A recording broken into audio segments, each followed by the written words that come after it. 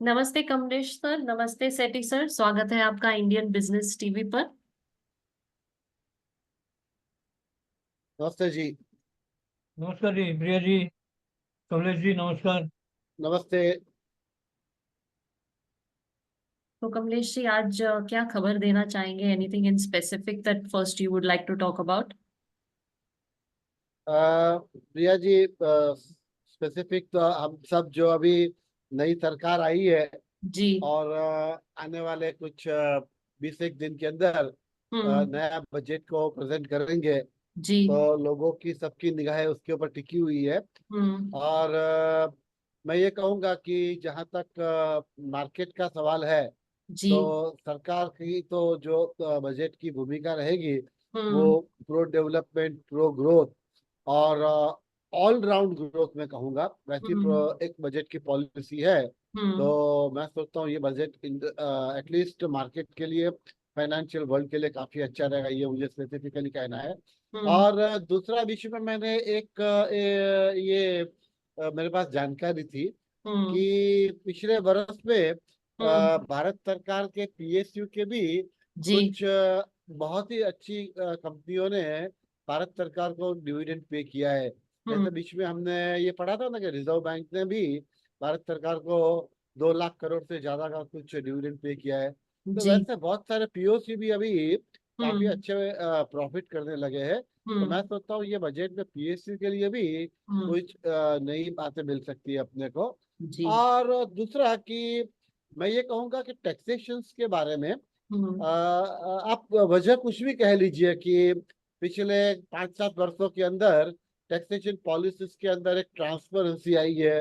हम्म। System driven return सारे file होने लगे हैं, जी। डेटा कलेक्ट होने लगे हैं। तो मैं हम्म। ये कहूँगा ये जो फाइनेंशियल ईयर है 2024-25, उसके पहले शुरुआत के जो 78 डेज जो हुआ है, हम्म। उसका टैक्स कलेक्शन का फिगर मैं आपके साथ शेयर करता हूँ। जी। तो ये 78 डेज में हम्म। 4.62 lakh crore rupees by way of direct tax hmm. Income tax department Bharat सरकार ने कलेक्ट किया हुआ है। जी। जो ईयरली अपना जो एक्सपेक्टेड फिगर है उसका 21% है। हम्म। तो शुरुआत के ही 78 डेज में, यानी करीबन 2.5 महीने में हम्म। अगर इस प्रकार से टैक्स कलेक्शन हो रहे हैं तो इकोनॉमी के लिए ये अच्छे संकेत है, ये मैं कहूँगा।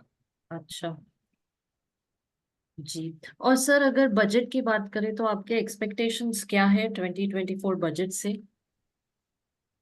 अ, प्रिया जी, मैं ऐसा सोचता हूँ कि चुनाव के बाद का ये पहला वर्ष है बजट का। हम्म। तो उसमें अभी ऐसी तो कोई सिचुएशन है नहीं कि ये बजट के बाद आने वाले 4 6 महीने के अंदर चुनाव आने वाले हैं तो कुछ हम्म। पॉपुलिस्ट जैसे बजट आ जावे। जी। लेकिन इस बजट के अंदर मैं ये उम्मीद कर रहा हूँ कि पिछले 10 वर्षों से जो ट्रैक के ऊपर गवर्नमेंट चल रही है, हम्म। वही एक ग्रोथ और डेवलपमेंट का जो ट्रैक है उसको हम्म। वो थोड़ा और मोमेंटम मिलेंगे। कुछ सारे सेक्टर जो है उसमें काफी गति से काम होगा, हम्म। एक्सपांशन होगा। अगर आप मुझे कहेंगे स्पेसिफिक सेक्टर, तो मैं ये कहूँगा इंफ्रास्ट्रक्चर है, उसमें हम्म। विशेष करके रेलवे है, हाईवेज है, पोर्ट है, पोर्ट के साथ सी पोर्ट है। हम्म। फाइनेंशियल मार्केट की अगर हम बात करें तो फाइनेंशियल सेक्टर्स में भी बैंक्स कहिए, एनबीएफसी कहिए, उसमें भी काफी बड़ी मात्रा में हम्म। बदलाव दिखेंगे। और मुझे लगता है कि ये बजट जो है वो काफी मात्रा में नई नई योजनाओं को लेकर आएगा। जी। तो अगर इनकम टैक्स की बात करें तो कोई मेजर चेंजेस आप देख रहे हैं इनकम टैक्स रेट्स?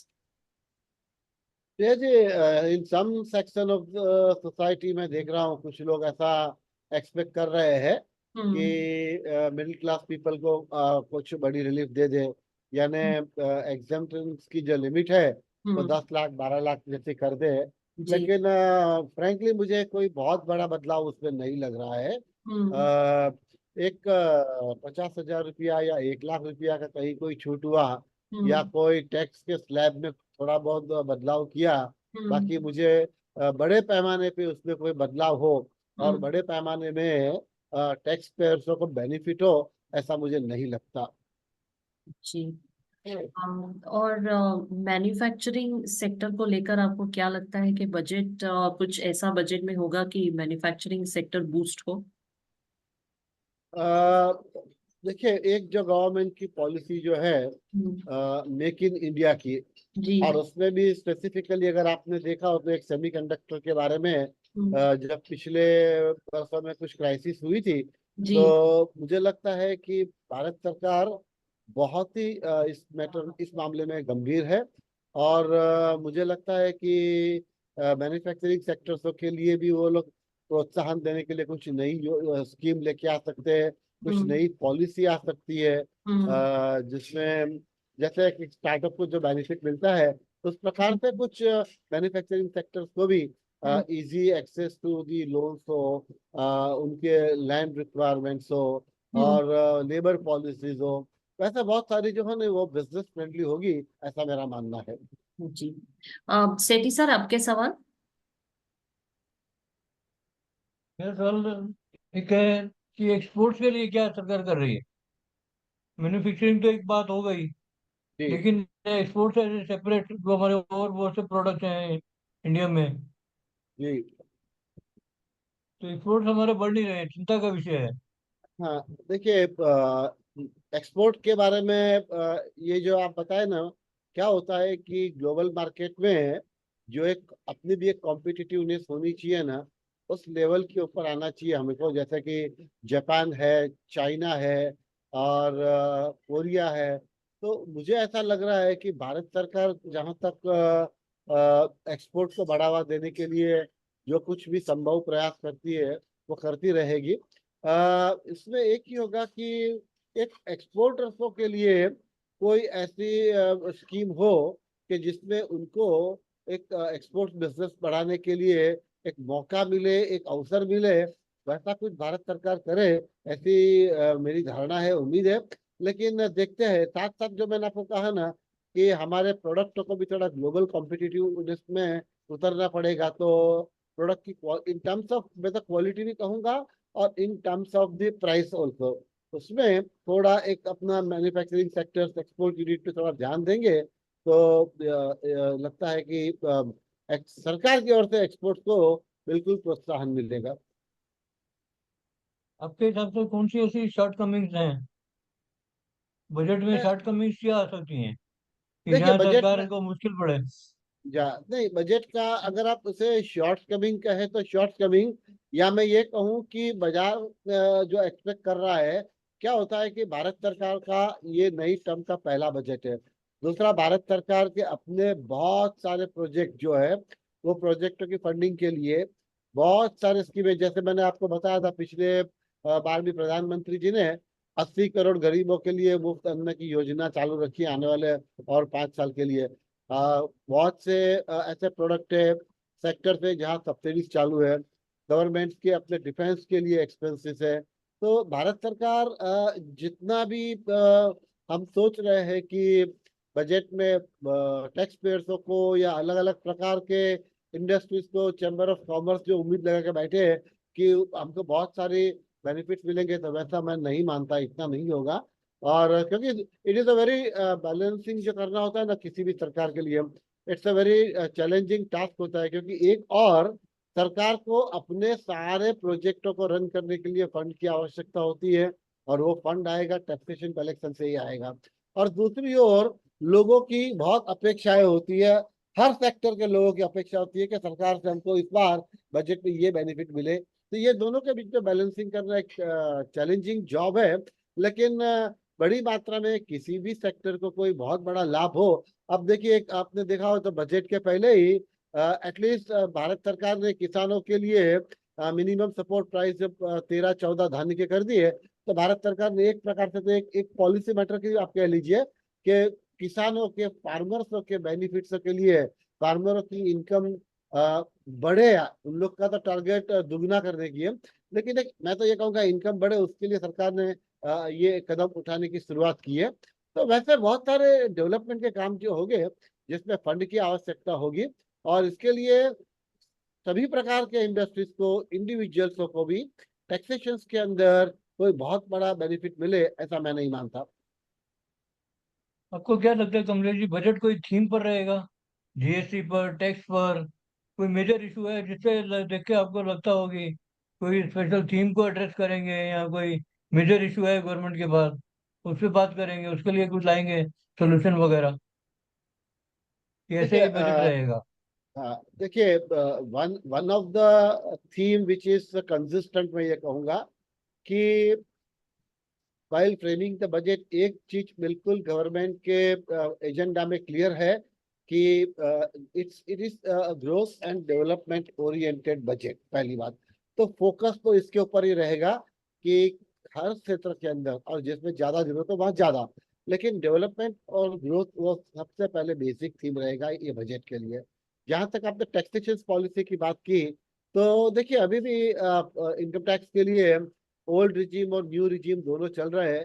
और आने वाले दिनों में मैं ऐसा सोचता हूँ कि ओल्ड रिजीम वाला जो एक स्ट्रक्चर है वो डिसमेंटल कर देंगे। तो अब क्या होगा कि न्यू न्यू रिजीम के अंदर भी ऐसे कुछ बेनिफिट्स टैक्स पेयर्स को देने होंगे, ताकि लोग भी ओल्ड रिजीम छोड़ के न्यू रिजीम पे आए। तो वो मात्रा में टैक्सेशन पॉलिसीज के ऊपर भी ये बजट का आपका वन ऑफ द थीम तो होगा ही होगा। अ, बाकी जहां तक जीएसटी का सवाल है, तो बहुत सारे मैंने देखा बिजनेस एसोसिएशन ने, चैम्बर्स ऑफ कॉमर्स ने ये कहा है कि जीएसटी के जो स्लैब है 5, उसको अभी कम करना चाहिए, 3 स्लैब के अंदर ही आना चाहिए, क्योंकि it will be easy for computation also, और it will be easy for collecting the revenues also, और at the end of the day जो टैक्स पेयर्स ऑर्गेनाइजेशन है उनको भी एक बेनिफिट होगा। तो जीएसटी के थोड़े स्लैब कम हो सके, ऐसा मैं सोचता हूँ। और कुछ लोग जो ऐसे मांग कर रहे हैं ना कि कुछ सारी बहुत सारी चीजें जो है जो जीएसटी में नहीं है उसको जीएसटी में लाना चाहिए। जैसे कि एक डिमांड है पेट्रोलियम प्रोडक्टों की, कि पेट्रोलियम प्रोडक्टों को भी जीएसटी के दायरे में लाना चाहिए। लेकिन भारत सरकार की जिस प्रकार से अभी रेवेन्यू कलेक्शंस की जो आंकड़ेवारी आ रही है, और रेवेन्यू कलेक्शंस के उनके जो टारगेट है ना, तो मुझे लगता नहीं है कि पेट्रोलियम प्रोडक्ट के ऐसा कोई चीज फिलहाल जीएसटी के दायरे में आएंगे। That would be out of the box of GST रहेगा। इंटरेस्टिंग देखना यही होगा कि फिस्कल डेफिसिट के ऊपर जो गवर्नमेंट ने बोला हुआ है, तो whether they are sticking to that point और नॉट, कि end of the day target तो वही था कि 4% के नीचे ही अपना फिस्कल डेफिसिट होना चाहिए। और मुझे लगता है कि सरकार ऐसे कुछ कदम लेगी कि वो अपने जो टारगेट सेट किए हैं उसको वो अचीव करे। In in in in short I can say budget will bring some new things, some new changes, and it will be once again in a direction for the growth and development. अभी ऐसा है, कुछ पार्टियां साथ आई हैं तभी ये government बन पाई है। तो पार्टियों की भी कुछ एक्सपेक्टेशन होगी, नीतीश कुमार की या चंद्रबाबू नायडू की, कि उनकी क्या अपेक्षा है। जैसे नालंदा यूनिवर्सिटी का भी एक प्रोग्राम हुआ था, तो प्रधानमंत्री गए थे उसमें, तो नीतीश कुमार ने उनको उनसे इच्छा जाहिर की थी कि नालंदा यूनिवर्सिटी के लिए कुछ करना चाहिए। तो ऐसे करके जो क्लोज लोग हैं उनके साथ, जो पार्टियों ने सहयोग दिया है, तो आपको लगता है कि उनकी कुछ डिमांड जायज या सही नहीं रहेंगी, लेकिन उनको करना पड़ेगा? सेठी सर देखिए, ये एनडीए गवर्नमेंट अलायंस पार्टनरों के साथ बनी हुई गवर्नमेंट है, ये बात बिल्कुल ठीक कही आपने। पर मैं ये सोचता हूँ कि एसोसिएटेड जो पार्टीज उनके साथ है, जैसे आपने बताया टीडीपी है, जेडीयू है, चिराग पासवान की एलजेपी है, तो उन लोगों की मैंने अभी तक तो उन लोगों के ऐसे कोई पॉलिटिकली जिसको कहते हैं कि एक कन्फ्रंटेशन आ जावे, वैसी उनकी अपनी कोई डिमांड रही नहीं है ये भारत सरकार से, as far as budget is concern. हाँ, एक बात है कि चंद्रबाबू नायडू और नीतीश कुमार जी दोनों अपने अपने राज्यों को एक स्पेशल स्टेटस मिले। बिहार के लिए तो उन्होंने कहा को एक स्पेशल पैकेज दिया जाए, वो चीजों के ऊपर कुछ बात हो सकती है। लेकिन बजट के अंदर कोई इतनी बड़ी ऐसी कोई उन लोगों की मांग, जैसे हम कहे कि जिसके कारण भारत सरकार को कोई आपत्ति आवे या वो नहीं फुलफिल कर सके, वैसी सिचुएशन मुझे इस बजट के लिए लगती नहीं है। हर राज्य के लिए जो एलोकेशन होता है वो होगा। और आने वाले दिनों के अंदर भी क्या है कि पॉलिटिकली उन लोग ये डेफिनेटली देखेंगे कि ये जो स्टेट है जिनकी अपनी डेवलपमेंट और ग्रोथ के लिए कुछ पैकेजेस की डिमांड है, तो उसको किस तरह से how to meet with those requirement. लेकिन ये बजट के इश्यूज के ऊपर कि उनकी कोई बजट के पैकेजेस के ऊपर से कोई ज्यादा इश्यूज है ऐसा मैं नहीं मानता। और बजट लोकसभा में कोई उसको पास करने में भी दिक्कत होगी ऐसा मैं नहीं सोचता। बजट को क्या आप नॉन इशू मानते हैं? ये सीधा नहीं साधा मैं ऐसे निकल जाएगा चुपके से? नहीं मैं यही कह रहा हूँ। देखिए एक एक एक कहाँ होता है डिस्प्यूट, कहाँ होता है खास करके कोalition गवर्नमेंट में, कि पॉलिटिकल इश्यूज होते हैं। जहां तक इकोनॉमिक पॉलिसीज के सवाल होते हैं ना, तो economic policies is all is about the numbers है। अब भारत सरकार जिस प्रकार से नंबर्स लेके आ रही है, तो मैं नहीं मानता कि ये नंबर्स के लिए रेवेन्यू जनरेशन के लिए हो या इंडस्ट्रीज के डेवलपमेंट के लिए कोई नंबर्स लेके आए या कोई फिजिकल डेफिसिट के टारगेट सेट किए हुए हो, तो उसके ऊपर किसी भी दल को किसी भी प्रकार की आपत्ति हो। एक चीज जो आपने बताई कि जिसमें ये दोनों अपने अपने राज्यों के लिए कोई विशेष पैकेज मांगे, पर वो पैकेज के ऊपर भी जो अगर बजट के फिगर की जो हम साइज देखते हैं, तो वो साइज के सामने ये इतना बड़ा इश्यू नहीं बनने का। मेरा कहना मतलब यही था कि बजट के अंदर ऐसे कोई पॉइंट नहीं आएंगे जिससे सहयोगी दल जो है वो किसी प्रकार का विरोध जतावे या बजट पास ना होने दे। तो आपको ऐसा लगता है कि 1 लाख करोड़ जैसे रिजर्व बैंक ने एक्स्ट्रा दिया है, तो इस समय सरप्लस बजट आएगा? नहीं सरप्लस इनको की तो कोई बात ही चीज? नहीं। नहीं सरप्लस तो नहीं, क्योंकि देखो ना फिजिकल डेफिसिट का टारगेट जो भी है 25-26 की, वो 4% का रखा हुआ है। 4.75 तक का अभी का जो टारगेट चल रहा है वो, तो फिजिकल डेफिसिट तो आने वाले दिनों में कंटिन्यू रहेगी रहेगी। और ये ग्रोथ ओरिएंटेड बजट में हमेशा होता ही है, क्योंकि आपके expenses is always going to be a more than your revenues and income. तो सरप्लस बजट की तो कोई अभी सोच भी नहीं सकता। लेकिन मैं ये कहूंगा कि अगर बजट के अंदर जो प्रोग्राम्स लेके आते हैं, जो पॉलिसीज बना के वो आते हैं, और वो बजट अलोकेशन होने के बाद ईयर एंड के अंदर वो अच्छी तरह से उसको इम्प्लीमेंट होता है ना, तो it would be good beginning for the I would say BJP and alliance partners का थर्ड टर्म गवर्नमेंट। मेरा ऐसा अंदाजा था। और कि जो अलायंस पार्टी को इतनी डिमांड नहीं होगी कि उसकी वजह से कोई दिक्कत है, क्योंकि फंड्स फंड्स सरप्लस है, फंड्स कंफर्टेबल है गवर्नमेंट। नहीं फंड कंफर्टेबल है, लेकिन अपना बजट तो फिजिकल डेफिसिट तो अपनी चल ही रही है ना। और दूसरा जो मैंने आपको कहा कि अगर स्टेट की अपनी कोई रिक्वायरमेंट है ना, तो जिस प्रकार से बजट की अपनी साइज है, अब एक एग्जाम्पल के लिए बात कर रहा हूँ कि कोई 1000-2000 करोड़ की योजना के लिए वो बात कर रहे हैं, तो भारत सरकार के लिए 1000-2000 करोड़ रुपया की कोई योजना को सपोर्ट करना या वो योजना के लिए फंड अलोकेट करना वो इतने बड़े इश्यू नहीं हो गए। कहने का तात्पर्य यही है कि हाँ पॉलिटिकली कोई इश्यू कल निकलता है तो गॉड नोस कुछ भी हो सकता है। क्योंकि अब जैसे आपने नालंदा यूनिवर्सिटी का एग्जाम्पल दिया, अब नालंदा यूनिवर्सिटी भी अगर भारत सरकार समझ लेती है, तो कोई वो इतना बड़ा जिसको कहते हैं ना, अब नेशनल हाईवेज के ऊपर भारत सरकार 1 लाख करोड़ का बजट रख के चल रही है। इतने बड़े अमाउंट के जो प्रोजेक्ट होते हैं तो कुछ समझ में आता है। लेकिन ये जो दो पर्टिकुलर स्टेट की आप बात कर रहे हो, तो वो दो स्टेट की रिक्वायरमेंट जो है वो इतनी बड़ी रिक्वायरमेंट नहीं है जो भारत सरकार फुलफिल ना कर सके, और उसके लिए कोई इश्यू हो ऐसा मैं नहीं सोच रहा हूँ मैं। कमलेश जी, अगर मान ले थोड़े दिन के लिए, थोड़ी देर के लिए, कि अगर आप फाइनेंस मिनिस्टर होते, तो ऐसी कौन सी चीज है जो कई सालों से बजट में नहीं आई है और आप चाहते थे कि वो आए? देखिए इट इज रियली, जैसे आप कहते हैं ना, हर कॉमन मैन का एक ड्रीम होता है बजट के ऊपर से, कि भैया ये बजट से मेरे जीवन में क्या बदलाव आएंगे। क्योंकि वैसे आम आदमी को आप देखेंगे, मिडिल क्लास कहिए, लोअर मिडिल क्लास कहिए, अपर मिडिल क्लास कहिए, तो वो वर्ग के अंदर हिंदुस्तान की करीबन मैं तो कहूँगा 50 करोड़ लोग आ जाते हैं। अब बजट के कुछ ऐसे छोटे मोटे बदलाव से उसके हाथ में अगर 5-10% भी इनकम बचती है, उसके लिए सेविंग्स बचता है, या उसके हाथ में इतना पैसा रहता है जो अपने लिए वो खर्च कर सके, वैसा बजट की लोग उम्मीद करते हैं। तो मैं तो यही सोचूंगा अगर ये बजट के ऊपर मुझे कुछ करना हो, तो कि इस बजट से मैं इस देश के छोटे छोटे लोग जो है, छोटे छोटे मध्यम वर्गीय गरीब वर्ग के लोग हैं, उनको क्या, उनकी जेब में दो पैसे कैसे आए, ऐसी मैं नीति बनाने का हमेशा सोचूंगा। भैया जी। जी। Kamlesh ji, any conclusion on the budget?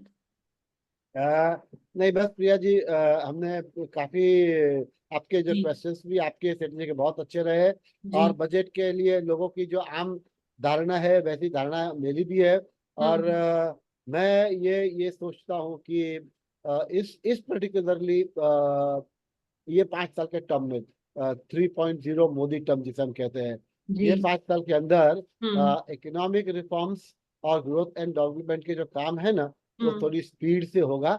हम जी। आपको उसमें गति दिखेगी, रेलवे सेक्टर्स में, ट्रांसपोर्टेशन के अंदर, सिविल एविएशन कह लीजिए, इंफ्रास्ट्रक्चर्स में, पावर सेक्टर्स में, ऐसे बहुत सारे सेक्टर्स है जिसमें काम तेजी से होगा, ऐसा मैं सोचता हूँ। जी। Kamlesh ji, thank you so much for your views on the budget, और आज जुड़ने के लिए धन्यवाद। नमस्ते। थैंक यू, नमस्ते, थैंक यू वेरी मच। नमस्कार। तो we'll play the corporate news now. तो हम कॉर्पोरेट न्यूज चलाते हैं। सेबी ने हेरफेर को रोकने के लिए आईपीओ मूल्य खोज के मानदंडों को कड़ा किया। कॉल नीलामी के दौरान फर्जी ऑर्डर को खत्म करने के लिए महत्वपूर्ण बदलाव पेश किए। त्रिवेणी इंजीनियरिंग एंड इंडस्ट्रीज लिमिटेड ने सरशादी लाल एंटरप्राइजेस लिमिटेड में 44.83 करोड़ रुपए में अतिरिक्त 36.34% हिस्सेदारी हासिल की। क्लीन साइंस ने 588 रुपए प्रति शेयर के प्रीमियम पर 10 रुपए अंकित मूल्य के अतिरिक्त 8.36 लाख इक्विटी शेयर नकद में खरीदे हैं, जो कुल मिलाकर 50 करोड़ रुपए की है। हैम्पटन स्काई रियल्टी प्रतिष्ठित लग्जरी होटल श्रृंखला के सहयोग से अपनी स्वामित्व वाली भूमि पर एक अत्याधुनिक लग्जरी होटल का निर्माण करेगी। सन फार्मास्यूटिकल ने घोषणा की है कि उसने टेकेडा फार्मास्यूटिकल कंपनी लिमिटेड के साथ एक गैर अनन्य पेटेंट लाइसेंसिंग समझौता किया है, जिसके तहत भारत में वोनोप्राजन टैबलेट 10 mg 20 mg का वोल्टाप्राज ब्रांड नाम से व्यवसायीकरण किया जाएगा। इंद्रप्रस्थ गैस द्वारा रूफटॉप सोलर सेगमेंट और बैटरी रिसाइक्लिंग में परिचालन का विस्तार किए जाने की संभावना। टाटा मोटर्स ने कंपनी के वाणिज्यिक वाहनों के लिए digital marketplace Tata Motors fleet verse launch किया। सेबी ने हेरफेर को रोकने के लिए आईपीओ मूल्य खोज। तो ये रहे कॉर्पोरेट न्यूज। सेठी सर, आपके कोई फाइनल कमेंट्स आज के लिए बिफोर वी वाइंड अप? ये अच्छा रहा, बजट का मार्केट भी अच्छा है। जी we are expecting good days ahead. Sir, आपकी आवाज नहीं आ रही है, आपको थोड़ा वॉल्यूम बढ़ाना पड़ेगा। वो कह रहे हैं अच्छे दिन एक्सपेक्ट कर रहे हैं, बजट अच्छा आएगा जी और इन्वेस्टर तो खुश हैं क्योंकि रिकॉर्ड पीक पे रहा है मार्केट। जी सर। तो सब तो सर, अच्छी न्यूज थैंक है। You for joining us today. अब हम सोमवार के थैंक दिन यू, हाजिर होंगे नए शो के साथ और नए विषय पे चर्चा करेंगे। Thank you so much for joining us today sir.